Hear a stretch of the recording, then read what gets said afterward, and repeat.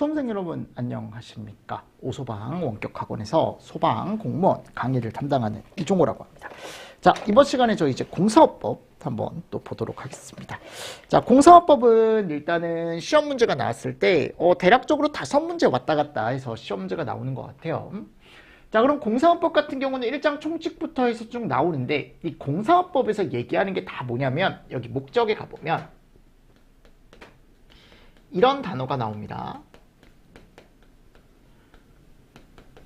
그러니까 결국 이 법은 업종에 대한 법이에요. 업종. 아셨죠? 소방에 대한 업종. 그러니까 회사죠, 회사. 그래서 뭔가 이제 소방시설업을 어떻게 보면 이제 건전하게 뭐 발전을 시키고 뭐 소방기술을 진흥을 시키고 막 이런 얘기가 나와요, 나중에. 그래서 그걸 통해서 이제 뭐 공공의 안전을 확보하고 국민 경제에 뭐 이바지한다 이런 내용이 나와요. 근데 공사업법에서는 중요한 게 얘가 제일 중요합니다. 시설업이 뭔지부터 아셔야 돼. 아셨죠? 그럼 우리가 소방에 가보면 소방 공무원만 있는 게 아니고 소방 필드에서 이제 기술을 담당하시는 분들이 엄청 많거든요. 그럼 어떤 기술을 담당하는 업종들이 있냐면 일단 설계업이라는 게 있습니다. 그러니까 도면을 그리는 업종이죠. 그래서 정의에 가보면 설계업에 대한 정의가 들어가요. 그래서 소방시설업의 첫 번째가 이제 설계업이에요. 그럼 설계업은 얘를 작성하는 영업입니다. 얘. 뭐요? 서류 작성. 아셨죠? 설계업은 서류 작성. 자, 그리고 공사업이라는 게 나와요. 공사업. 공사업은 신설, 개설, 증설 이런 것들이 나와요. 나중에 소방시설에 대해서 신설, 증설, 개설 이런 것들 뭐 이전, 정비 이런 것도 나와요. 그러니까 내가 이걸 뭐냐면 내가 예를 들어 이제 설계 도면을 그려서 줘요. 소방시설을 이렇게 설치를 해라 라고 해서 이제 도면을 그려서 주는 거죠. 그러면 공사업자들이 이걸 받아서 그 도면을 잘 보고 어떻게 하는 거예요? 이제 위쪽에다가 이제 공사를 하는 거죠. 뭐 스프링클러 헤드를 설치하든 아니면 뭐 자동화재 탐지 설비에 수신기나 발신기를 설치하든 이런 식으로 공사를 하는 거죠. 그럼 이 공사가 잘 되고 있는지를 관리 감독하는 사람이 있는데 그 사람 이름이 감리업. 감리업을 하는 사람들이 공사업을, 그러니까 공사를 제대로 하고 있는지 지도와 감독을 합니다. 됐죠? 그리고 마지막에 방염업이라는 게 하나가 더 나와요. 그러니까 총 소방시설 업종은 몇 개가 있는 거예요? 4개가 있는 거예요. 4개. 설계, 공사, 감리, 방염. 아셨죠? 그러니까 이렇게 4개의 어떻게 보면 업종을 묶어서 우리가 뭐라고 얘기한다? 소방시설 업종이라고 얘기한다. 소방시설 업이라고 얘기한다고요. 아셨죠? 네, 요거 잘 정리를 좀 해두시면 좋을 것 같습니다. 그리고 이 소방시설 업을 하는 사람을 대표를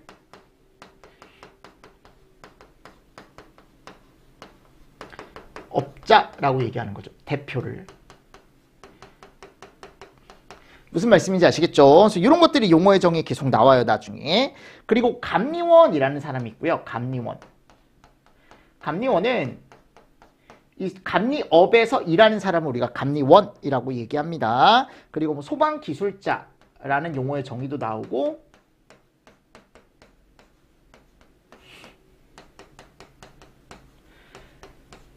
나중에는 발주자라는 사람도 나올 거예요. 아셨죠? 네, 이런 내용들이 들어가 있습니다. 그래서 우리가 이런 것들을 가지고 이제 얘기를 하는 거죠. 그러니까 이게 공사업법에 대한 이제 이론 정리를 할 때 나중에 꼭 정리를 하셔야 되는 내용 중에 하나입니다. 이런 것들이.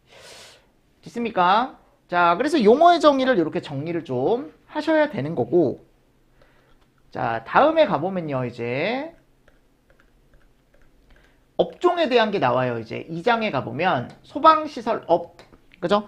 그럼 소방시설업에 대한 등록이라던가 또는 결격 사유, 뭐 변경 신고, 휴업, 폐업, 신고에 대한 내용이 나오는데요. 여기 갔을 때 우리가 이제 소방시설업을 등록을 하는 내용이 나오는데, 자, 누구한테 등록하냐면 이 사람한테 등록합니다. 누구요? 시도지사. 시도지사한테 우리가 업종 등록을 하게 되어 있어요.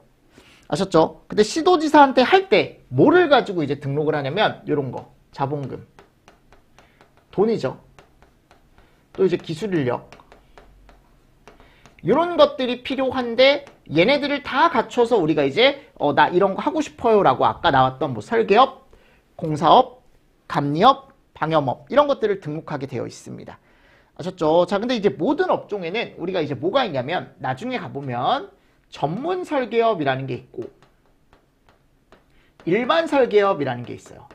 조금 크게 차리고 싶으면 전문으로 차리는 거고 조금 내가 이제 소박하게 시작하고 싶으면 일반을 차리는 거죠. 그러니까 설계업도 마찬가지, 공사도 마찬가지죠. 전문 공사업이 있고 일반 공사업이 있고 감리도 마찬가지예요. 전문 감리업이 있고 일반 감리업이 있고 아셨죠? 그러니까 전문업은 좀 크게 내가 업종을 좀 많이 그러니까 좀 이렇게 크게 하고 싶다. 모든 걸 다 하고 싶다라고 하면 전문을 내야 되는 거고 나는 모든 걸 다 하지 않고 그냥 일부 내가 조그만 공사부터 시작하고 싶다 또는 조그만 설계부터 하고 싶다라고 하면은 일반업을 내주면 되는 거고 그래서 전문업이나 일반업에 따라 내가 필요한 어떤 인력이라던가 또는 자본금이라던가 또는 이런 시설 기준 이런 것들이 조금 다르겠죠. 그죠? 그러니까 그런 것들이 이 시설업의 등록에 가보면 이제 별표에 나와 있습니다. 아셨죠? 나중에 저하고 배우실 거고요. 자, 그리고 소방시설업에 가보면 이제 결격사유라는 게 나와요. 그런 결격사유는 이 사람들은 등록을 못한다라는 게 나와요. 그래서 대표적인 게 이제 피성년후견인 이런 사람들. 혼자 일을 못하는 사람들, 뭐 이런 사람들 들어가 있고요. 나중에 저하고 같이 배울 거고. 등록사항의 변경신고. 내가 소방시설업종을 등록했는데 여기에 대한 이제 변경신고를 하고 싶다? 뭐를 하고 싶다? 변경신고. 그럼 변경신고를 할 때 뭐를 가지고 이제 우리가 어떤 것들에 대한 변경신고를 해줘야 되냐면 뭐 처음에 등록한 내용 중에 어떤 중요한 사항이 바뀌면 변경신고를 꼭 30일 이내 시도지사한테 해줘야 되는데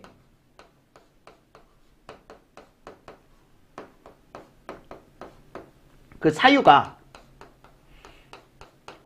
명칭이 바뀌었을 때 또는 상호,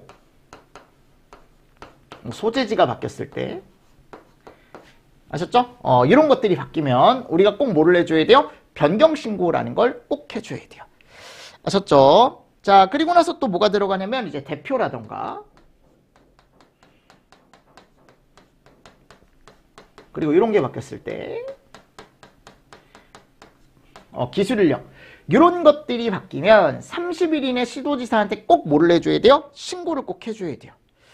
아셨죠? 자, 그리고 내가 만약 회사를 휴업 폐업하고 싶다? 이것도 신고해야겠죠? 30일.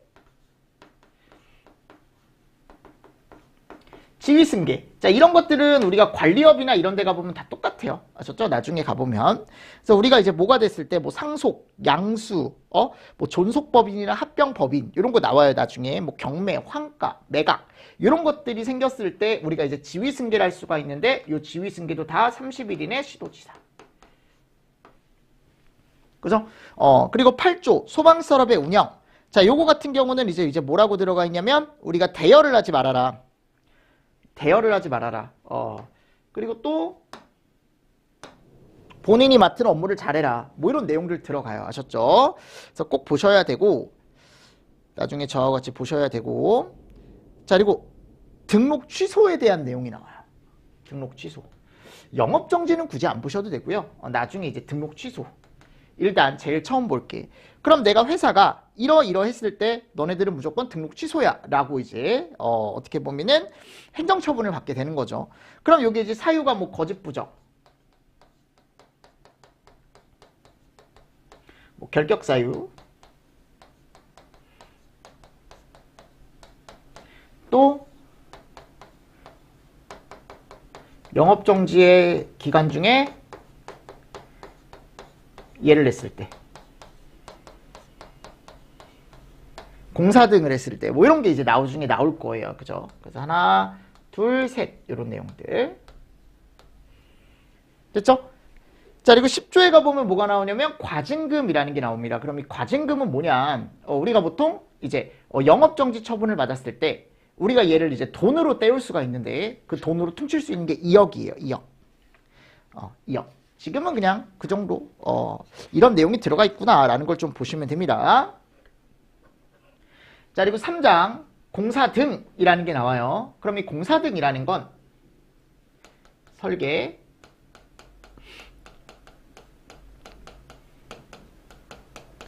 시공, 감리, 방염 이렇게 네 가지를 얘기하는데 이 시공이라는 건 이 사람이 실시하는 거예요, 이 사람.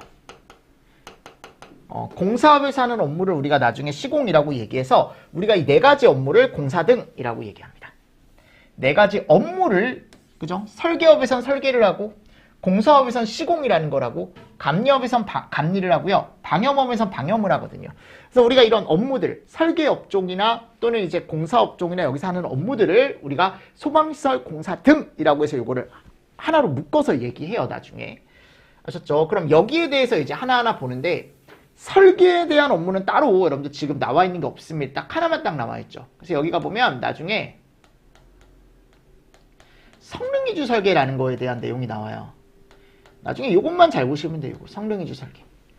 그래서 성능이주 설계는 특수설계고, 특수설계고, 특이한 설계고, 요거를 이제 할 수 있는 사람이 기술사 2명. 이런 내용 나올 거예요. 당연히 이거 외에도 여러 가지 내용이 있지만 그냥 간단하게 보시면, 그리고 여기는 전문 설계업에서만 할 수 있습니다. 성능이주 설계는.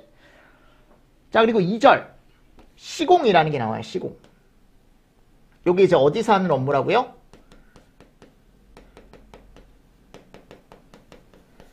네, 공사업종에서 하는, 공사업에서 하는 업무를 우리가 이름을 뭐라고 하냐면 시공이라고 얘기합니다. 그럼 내가 시공이라는 건 결국은 우리가 이제 나중에 얘기를 하겠지만, 결국은 내가 소방시설을 여기 써드릴게요. 신설을 하거나 증설을 하거나 개설을 하거나 이전을 하거나 정비를 하는 업무거든요. 아셨죠? 우리가 시공이라는 걸 합니다. 근데 이제 시공이라는 걸 할 때 누가 결국 하는 거냐면 공사업자가 하는 거야. 공사업자가. 근데 공사업자가 하는데 본인이 직접 대표가 하진 않을 거 아니에요. 그래서 이런 사람들을 쓰는 거죠. 소방기술자들을 써요. 그래서 이 사람들을 어디에 배치해요?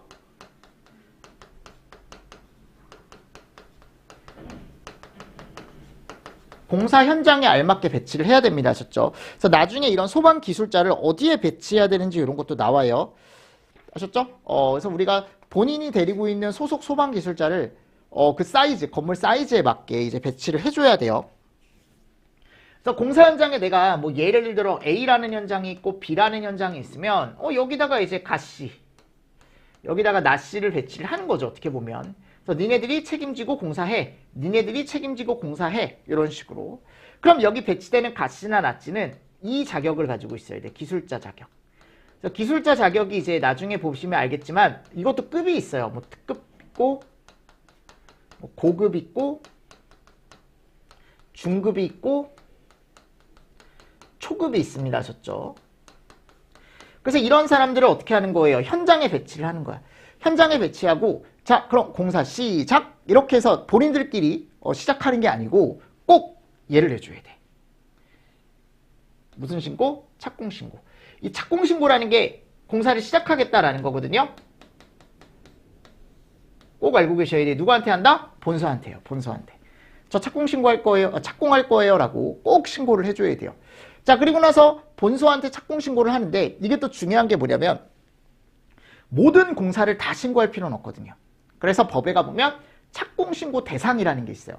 그래서 나중에 그 착공신고 대상은 꼭 암기하셔야 돼. 아셨죠? 그래서 착공신고 대상이라는 건 저하고 나중에 암기를 하실 거고, 착공신고를 끝내고 본서한테 본서가 그래 해 라고 하면은 이제 가서 이제 우리가 뚝딱뚝딱 뭐를 하는 거예요. 이제 공사를 막 하는 거죠. 그럼 막 공사를 해요. 공사에서 끝났어. 여러분들 공사에서 끝났어. 그럼 이제 뭐를 받아야 돼? 이제 나 착공신고를 했고 공사를 끝냈고 하니까 나 이제 다 했어요 라고 신고를 또 해야겠죠? 또는 검사를 받아야겠죠. 그 검사가 이름이 뭐예요? 완공검사. 그럼 이 완공검사도 누구한테 받아야 돼? 당연히 착공신고를 본서한테 했는데 다른 사람한테 완공검사를 받을 리가 없겠죠. 항상 완공검사도 본서한테. 그럼 이 완공검사도 우리가 본서한테 받아야 되는데 뭐 예를 들어 이제 끝나면 우리가 이제 증명서라는 걸 이제 발급을 받게 되어 있고, 증명서를 발급을 받았을 때 또 이제 뭐가 나오냐면 현장 확인 대상이라는 게 나와요. 뭐가 나온다고? 현장 확인 대상. 그 현장 확인 대상은 우리가 이제 뭘 얘기하는 거냐면 나중에 완공검사 증명서라는 걸로 이제 가름을 하는 경우가 있어요. 그때는 이제 증명서로 그냥 가름을 할 수는 있지만 완공검사 증명서를 우리가 이제 나중에 이제 공사감리 결과 보고서라는 게 있거든요. 그걸로 가름할 수 있는데 공사감리 결과 보고서만 내면 완공검사를 안 받아도 돼요. 그럼 그 공사감리 결과 보고서가 서류로 들어왔을 때 그 서류대로 되어 있는지 꼭 확인해야 되는 대상이 있어. 현장 확인 대상이라고 해가지고 그런 것들을 나중에 저하고 배울 거예요. 왜냐면 걔네가 시험 문제가 잘 나오기 때문에.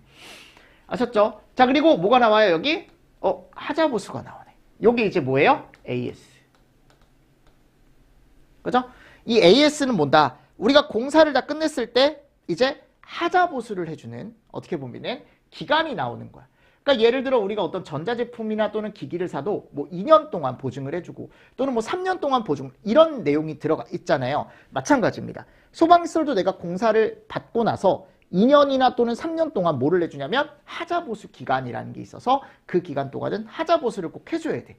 그래서 그런 것들이 나와요. 나중에 2년이나 3년짜리가 구분해서 나올 거예요. 그러니까 결국 이건 누가 해주는 거예요? 하자보수는? 그죠? 공사업자가 해주는 거죠. 공사업자. 그래서 이런 내용들을 여러분들이 정리를 조금 잘 해주셔야 된다라는 거죠. 무슨 말씀인지 아시겠습니까? 그래서 공사에 대한 게 나중에 이제 이런 순서대로 돌아간다, 업무가. 자, 그리고 나서 이제 3절에 가보면 뭐가 나와요? 감리가 나옵니다. 감리. 그러면 감리는 16조에 가보면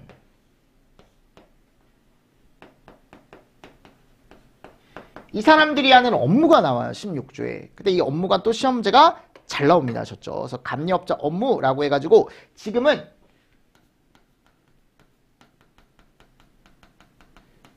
이 정도 보십시오. 자, 적법과 뭐가 들어간다? 적합이라는 게 들어가요. 보통 업무에. 아셨죠? 그래서 공사가 제대로 됐는지를 적법한지 보고 또 이제 적합한지까지 봐줘요. 그래서 적법과 적합이라는 게 들어갈 거야. 적법, 적합. 그래서 다음 중 감리업자의 업무가 아닌 것은 이런 식으로 이제 시험 문제가 나오기 때문에 한 번 정도는 체크를 하셔야 되고, 나중에 이 감리가 또 이런 게 나와요. 뭐 상주공사 감리가 있고 뭐 일반공사 감리가 있고 그런 것들도 나중에 저하고 배우게 되실 겁니다. 자, 17조 공사감리자의 지정이라는 게 나오죠. 그러면 여기 공사감리자 지정이라는 건 뭐냐면 결국 내가 이 회사랑 뭐를 했다? 계약을 했다라는 걸 꼭, 자, 관계인이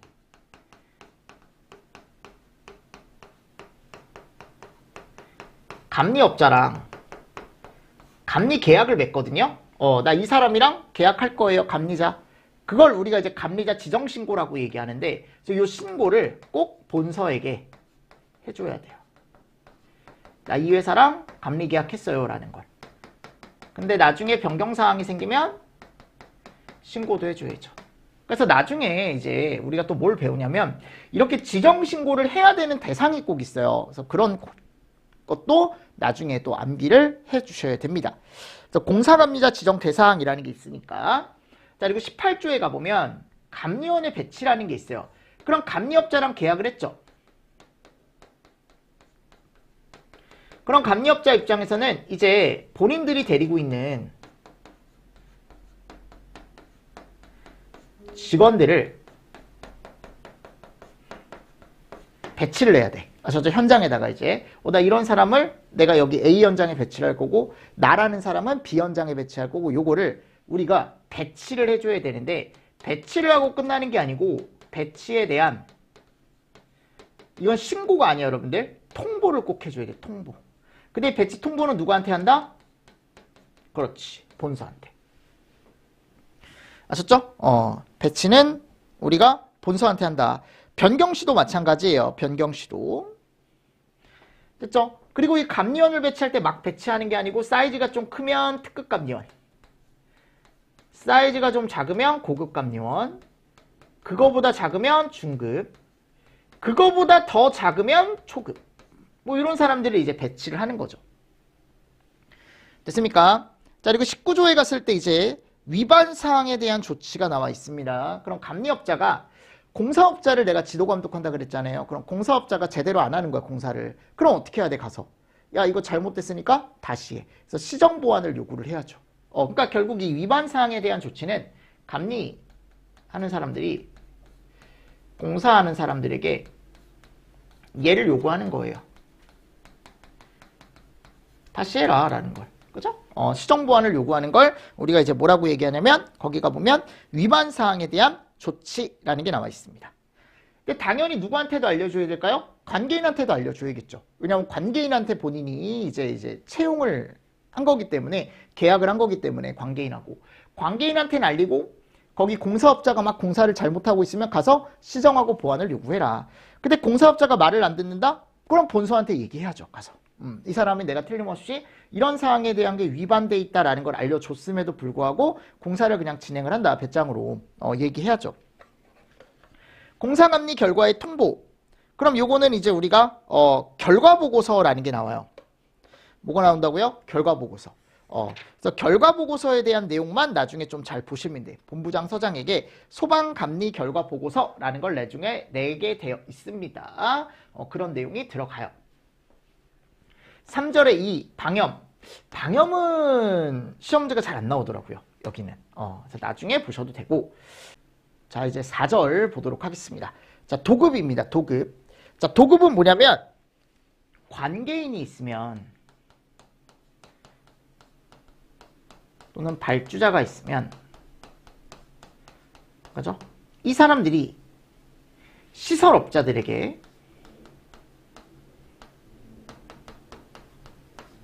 일을 주는 거죠. 이 일을 주는 걸 우리가 도급이라고 얘기합니다. 아셨죠? 자, 근데 시설업자들은 또 다른 시설업자에게 본인들이 받은 공사, 나중에 배워요. 또는 시공의 일부를 딱 한 번 하도급이라는 걸 할 수가 있습니다. 공사나 시공, 그러니까 공사에서 하는 업무를 우리가 시공이라고 한다 그랬죠. 그 중에 일부를 우리가 시설업자, 다른 시설업자한테 한 번 딱 넘길 수 있어요. 그러니까 어떻게 보면은 본인이 100을 받았으면 한 20 정도는 이쪽에 넘겨주는 거죠. 이게 가능하다고, 공사 쪽에서는. 설계는 그런 거 없어. 감리도 그런 거 없어요. 아셨죠? 공사만 요게 가능하다라는 거. 그래서 나중에 이 하도급에 대한 것도 한 번 정도는 보셔야 돼요.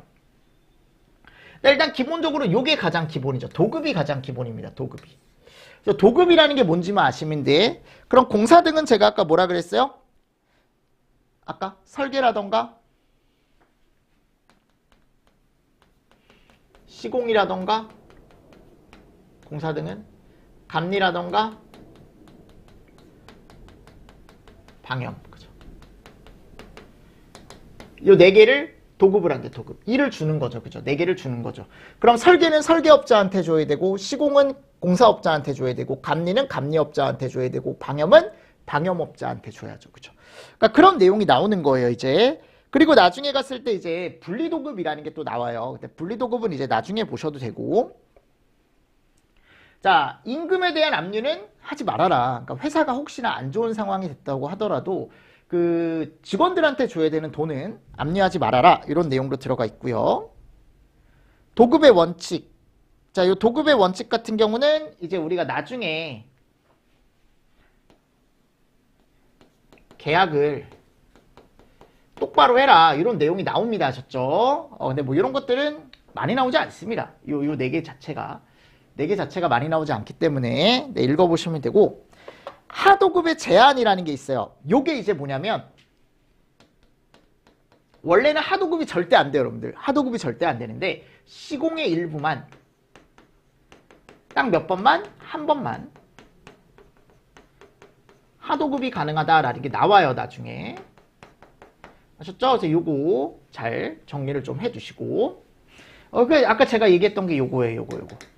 그리고 이렇게 하도급을 할 때, 이 하도급 한다 그랬죠? 아까 시설업자에게 제2의 시설업자한테 넘긴다 그랬죠? 그 계약의 적정성 심사, 뭐 하도급 계약의 지급, 하도급 계약 자료, 이런 하도급 계약에 대한 내용이 나오는데, 여기도 시험 문제가 많이 나오지 않습니다.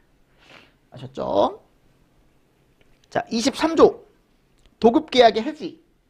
자, 일을 준 계약을 일방적으로 얘네들이 해지할 수 있는 경우가 있어요. 그럼 누구한테 귀책 사유가 있겠어? 요 시설업자한테 귀책 사유가 있겠죠. 그죠? 그래서 뭐가 들어가 있냐면 회사가 취소되거나 정지 또는 휴업하거나 폐업 그죠? 이런 내용들 들어가 있죠. 그리고 또 뭐가 들어가 있냐면 30일 이상 공사 등을 하지 않는 경우.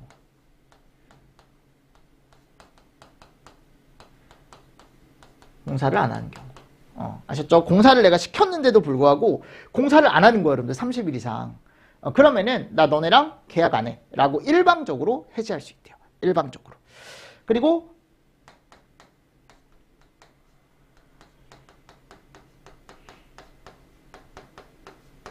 내가 하도급 계약을 내가 봤는데, 이 사람이 봤는데, 하도급 계약은 이렇게 맺는 거라 그랬죠, 둘이. 봤는데, 이거 나한테 너무 불리해. 그래서 바꿔줘 라고 했는데 안 바꿔준대.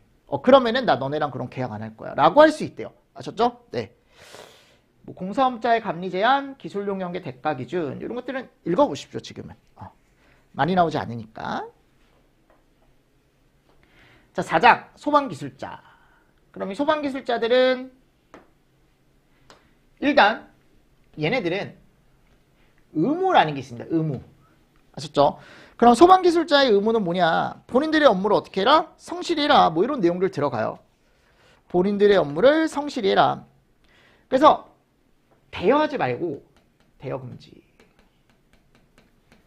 본인들의 업무 맡은 바를 성실히 해라. 이런 내용들이 요 27조 안에 들어갈 거야. 나중에. 아셨죠? 그리고 소방기술 경력 등의 인정이라고 들어가 있죠. 그럼 이 경력을 인정해주는 사람은 청장이에요. 그럼 경력을 인정받게 되면 우리가 여기서 이제 급을 인정받게 되는데 당신은 특급 기술자입니다. 또는 고급 기술자입니다. 중급 기술자입니다. 초급 기술자입니다. 이런 내용들이 나중에 나와요. 아셨죠? 그래서 여기도 숫자가 좀 많기 때문에 나중에 숫자 위주로 저하고 같이 정리를 좀 해주셔야 됩니다. 아셨죠? 자, 그리고 나서 소방기술자 양성 및 교육이라는 게 나오죠. 그럼 청장은 소방기술자를 양성하고 또 이제 교육까지 실시를 해줘야 된다라는 것도 나오고, 소방기술자 실무교육이라는 것도 마찬가지. 요건 이제 보수교육인데 청장이 실시하는데 2년에 한 번 실시한다. 이런 내용이 나중에 나올 거예요. 그래서 교육에 대한 내용도 들어가 있더라. 자, 협회는 시험 문제가 아직은 한 번도 나온 적 없습니다. 이 시설업자 협회는 한 번도 시험 문제 나온 적 없기 때문에 나중에 그냥 가볍게 저하고 그냥 보시고 넘어가시면 되고, 보치게 갔을 때도 마찬가지. 여기 가보면 이제 청문 같은 거 있어요. 뭐 시설업에 대한 취소, 시설업에 대한 정지, 소방기술 인정 자격 취소. 그죠? 이런 것들 나중에 들어가니까 이 정도 한번 보시면 되고, 권한의 위임 위탁까지 나중에 이런 것들은 정리를 좀 해주시는 게 좋습니다. 나중에라도 벌칙이나 이런 것들은 나중에 보자. 벌칙이나 이런 것들은 나중에 보자라고 제가 아까 말씀을 드렸죠. 항상. 자, 그리고 파트 6. 여기가 이제 뭐예요? 위험물법이죠. 위험물법. 그럼 이 위험물법은 조금 쉬었다가 제가 또 여러분들하고 얘기를 한번 해보도록 하겠습니다. 아셨죠? 자, 그럼 조금 쉬었다가 우리 위험물법 보면서 법을 한번 뒤쪽에 남아있는 거 좀 마무리를 하고, 제가 이제 드릴 말씀 조금 더 추가적으로 드리면서 마치도록 하겠습니다. 자, 이번 시간도 수고 많으셨습니다. 수고하셨습니다.